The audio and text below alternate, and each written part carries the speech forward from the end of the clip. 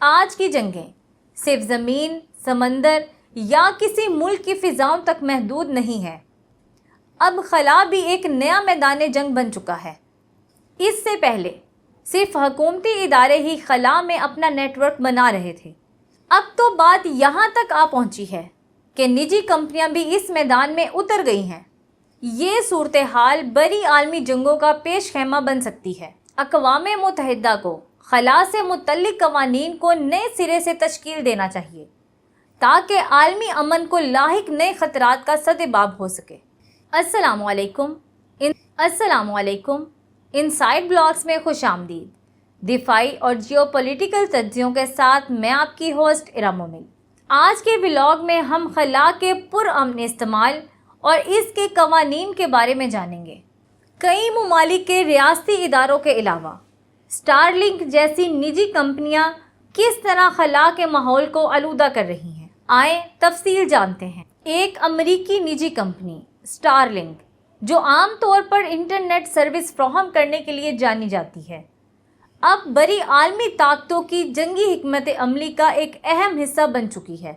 سوال یہ ہے، کیا یہ محض ٹیکنالوجی کی ترقی ہے یا پھر بین الاقوامی قوانین کو چیلنج کرنے والا نیا ہتھیار؟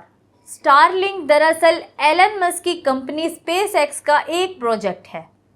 اس کا بنیادی مقصد دنیا بھر میں تیز ترین انٹرنیٹ فراہم کرنا ہے۔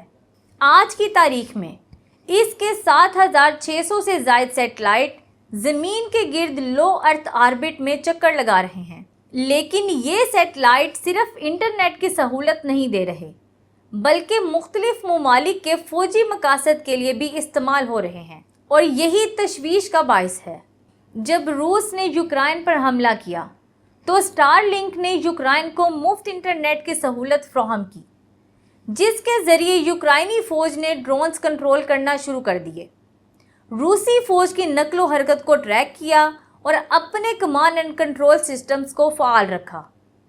پہلے یہ کام صرف ریاستی سیٹلائٹ کرتے تھے، لیکن اب ایک نجی کمپنی براہ راست جنگ میں شریک ہو چکی ہے۔ سوال یہ پیدا ہوتا ہے، کیا یہ انسانی ہمدردی ہے یا پھر ایک نئی قسم کی پراکسی وار، جس میں امریکہ ایک پرائیویٹ کمپنی کے ذریعے اپنے مفادات حاصل کر رہا ہے؟ اسی طرح ایران میں جب حکومت مخالف مظاہرے زوروں پر تھے تو ایلن مسک نے اعلان کیا کہ وہ ایران میں اسٹار لنک کے ذریعے انٹرنیٹ کی آزادی فراہم کریں گے۔ بظاہر یہ ایک مثبت قدم لگتا ہے، لیکن یہ سوال اہم ہے، کیا یہ صرف انٹرنیٹ کی سہولت ہے یا امریکہ کی خارجہ پالیسی کا ایک نیا ہتھیار؟ اور کیا ایک پرائیویٹ کمپنی کو کسی ملک کی خود مختاری میں اس طرح مداخلت کا حق ہونا چاہیے؟ اب آتے ہیں قانونی پہلو پر۔ آؤٹر اسپیس ٹریٹی 1967 کے مطابق خلا کو صرف پرامن مقاصد کے لیے استعمال کیا جا سکتا ہے، اور کوئی ملک خلا سے دوسرے ملک کی خود مختاری کو نقصان نہیں پہنچا سکتا۔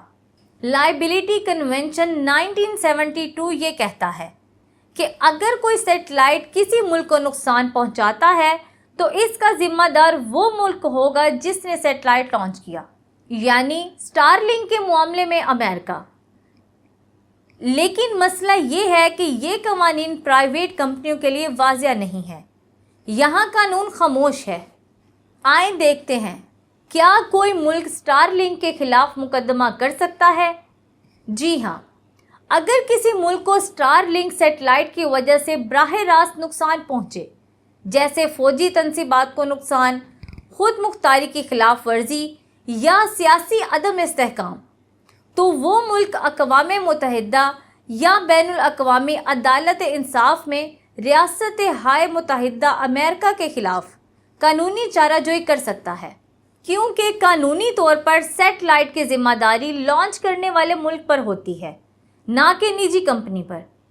تاہم حقیقت یہ ہے کہ ان قوانین کا نفاذ کمزور ہے، اور عالمی طاقتیں اکثر سیاسی اثر و رسوخ کے ذریعے ان مقدمات کو دبانے کی کوشش کرتی ہیں۔ اب ایک اور سنجیدہ سوال، اگر کوئی متاثرہ ملک اسٹار لنک کے کسی سیٹلائٹ کو تباہ کر دے تو کیا ہوگا؟ ممکن ہے امریکہ اسے اپنی قومی سلامتی پر حملہ تصور کرے۔ امریکہ کی جانب سے اس ملک کے خلاف سائبر وار، اقتصادی پابندیاں، حتیٰ کہ میزائل حملوں کا خطرہ بھی بڑھ سکتا ہے۔ یہ صورتحال کسی بڑی عالمی جنگ کا پیش خیمہ بن سکتی ہے۔ اس کے علاوہ اسپیس ڈیبریز باقی سیٹلائٹس کے لیے خطرہ بن جائیں گی۔